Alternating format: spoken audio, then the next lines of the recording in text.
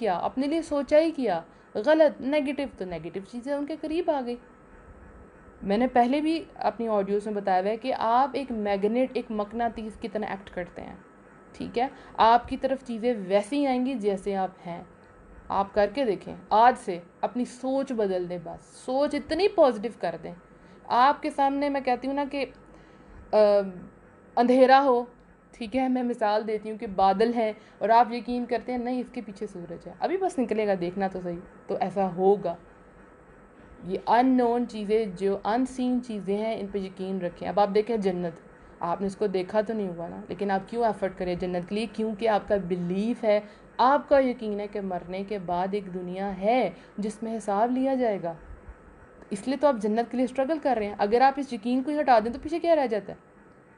جس کو آخرت پہ یقین نہیں وہ کیوں عمل کرے گا؟ ہم یہ سارا کام کیوں کر رہے ہیں؟ کیوں نمازیں پڑھیں, کیوں دعائیں کریں, کیوں آج کے دن کا روزہ رکھیں؟ اسی لیے کہ ہمارا حساب کتاب ہونا ہے, اور ہمیں پتہ ہے مالک یوم الدین ایک ہے, روز جزا کا مالک. سو اپنے آپ کو پازیٹیو رکھنا ہے. کیسے بھی معاملات آ جائیں, آپ نے سوچا نہیں خیر ہوگی, آج کے دن بھی آپ نے اس کو پریکٹس کرنا ہے. کچھ بھی غلط ہو گیا, آپ سوچیں گے نہیں اس میں کچھ خیر ہے, اور جب آپ سے کچھ غلط ہو جائے جان بوجھ کے, تو دعا کریں, اللہم استر راتی ومن رواتی, یا رب العالمین میرے عیب ڈھانپ دے, مجھے خوف سے امن دے. غلطیاں ہو جاتی ہیں نا, تو پڑھیں لا الہ الا انت سبحانک انی کنت من الظالمین. ہم تو ظالمین میں سے ہیں, لیکن اللہ بہت بڑا ہے, اللہ کی رحمت ہر چیز پہ چھائی ہوئی ہے. تو ہمیشہ پازیٹیو رہنا ہے. ابھی آپ کسی بھی حالات سے گزرنے, سوچیں بہت بہتر ہونے والے حالات. آپ نے اکثر لوگوں کو کہتے ہوئے سنا ہوگا کہ جب مصیبت آتی ہے, ایک مصیبت, اس کے ساتھ تو مصیبتیں ہی مصیبتیں آ جاتی ہیں. وہ کیوں؟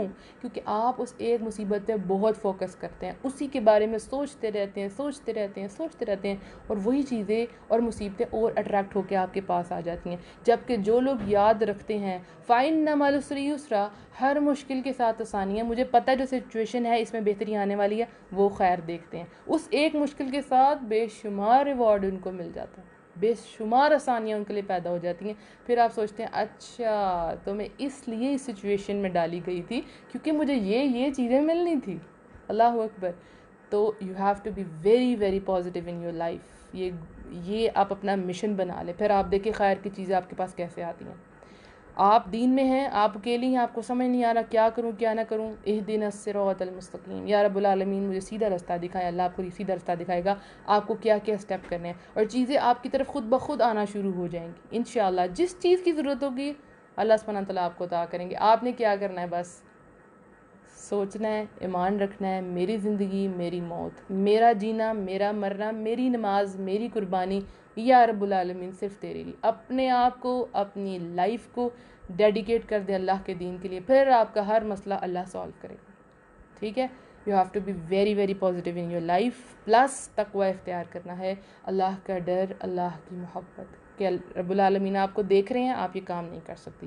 ہاں آپ کو نیکی کرنی ہے, آپ کو اللہ سے بہت محبت ہے. دونوں ایلیمنٹ ساتھ ساتھ چلیں گے انشاءاللہ, تو آپ کی زندگی انشاءاللہ بدلنے والی ہے. سو فائنلی آپ جان چکی ہوں گی کہ اللہ سبحانہ تعالیٰ نے آپ کو آج کے دن کے لیے چنا ہے, اور آپ کو یہ گریٹسٹ ڈے عطا کیا ہے الحمدللہ, یوم عرفہ 9 ذی الحج, کہ آج آپ دعائیں مانگیں, اپنے گناہ بخشوا لیں, اور جو خیر و بھلائی چاہیے آج وہ مانگ لیں, اور جو پوزیشن اللہ سبحانہ تعالیٰ نے آپ کو عطا کیا اس کو انجوائے کریں, اچھے طریقے سے عبادت کریں.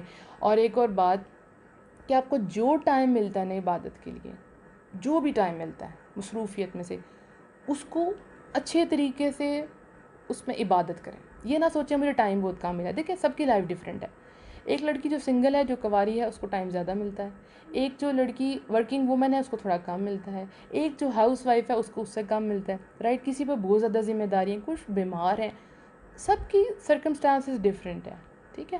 اصل چیز یہ ہے کہ آپ اس تھوڑے سے وقت میں کیسے فائدہ اٹھاتے ہیں. آپ دیکھیں, آپ ہسٹری دیکھیں, کئی لوگ ایسے ہیں جو بہت تھوڑا جی کے گئے ہیں, ان کو زندگی بہت کم ملی, لیکن اس میں انہوں نے خیر بہت سمیٹ لی, بہت خیر و برکت سمیٹ لی ان لوگوں نے. کیوں؟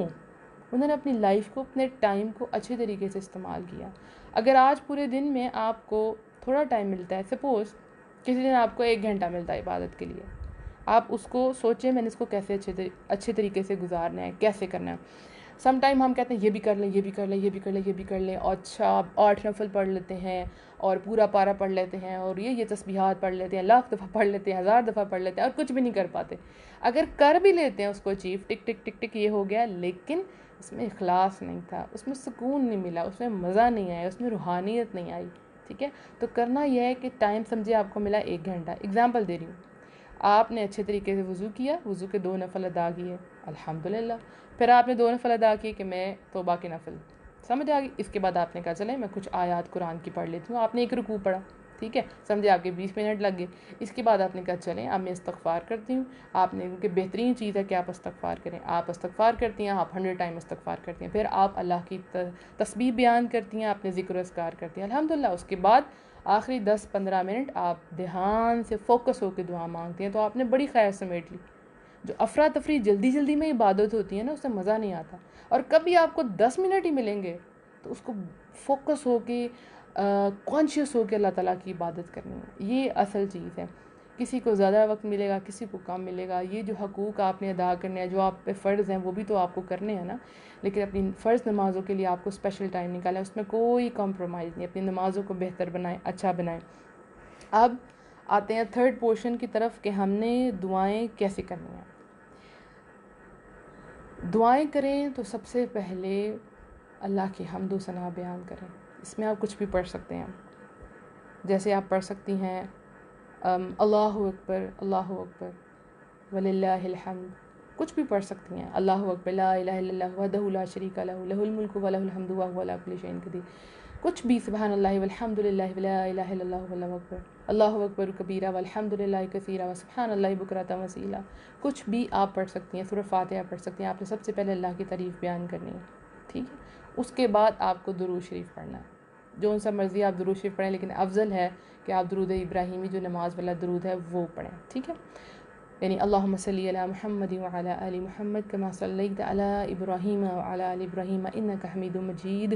اللہم بارک علی محمد وعلی آل محمد کما بارکت علی ابراہیم وعلی آل ابراہیم انک حمید مجید.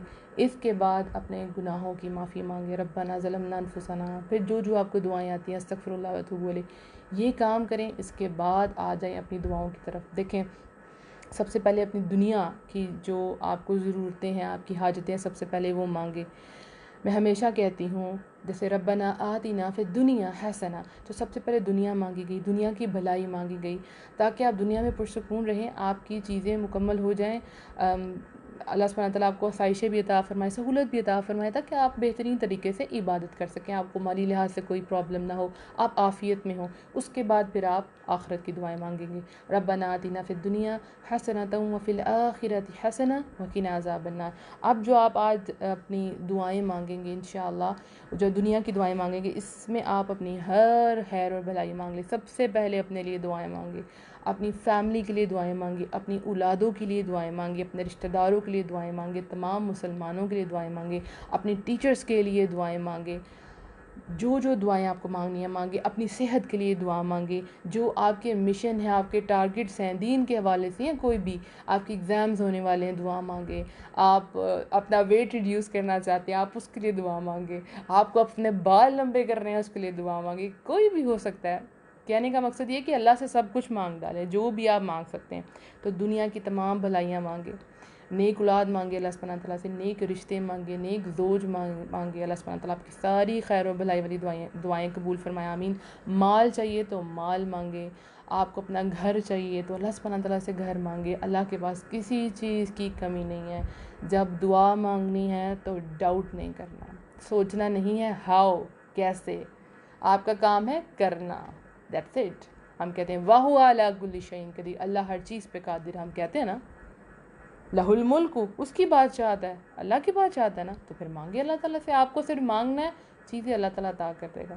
اب یہ جتنے میں نے آپ کو پیچھے واقعات بتائے حج کے اور اس عورت کا اور مرد کا، تو اللہ تعالیٰ نے ان کے پر اپنی رحمت کی نا، ان کو چنا نا. وہ ایسی چیزیں ہوئی جو امپاسبل لگ رہی تھی ہمیں، لیکن اللہ سبحانہ تعالیٰ نے کیا. تو پھر آپ کو بھی دعائیں مانگنی ہیں. امپاسبل کے بارے میں نہیں سوچنا، ایوری تھنگ از پاسبل. سب کچھ اللہ کے اختیار میں، اللہ کے ہاتھ میں. All you have to do is just ask. کیا کرنا ہے آپ کو؟ صرف اللہ سے مانگنا ہے. اللہ سبحانہ تعالیٰ آپ کو عطا کریں گے انشاءاللہ. اس کے بعد اپنی آخرت کے لیے دعا مانگنی ہے. جو انسان آگ سے بچا لیا گیا، جو دوزخ سے بچا لیا گیا، اصل کامیابی اسی کی ہے. آخرت کی خوب دعائیں مانگے اور خاتمہ بالخیر، اینول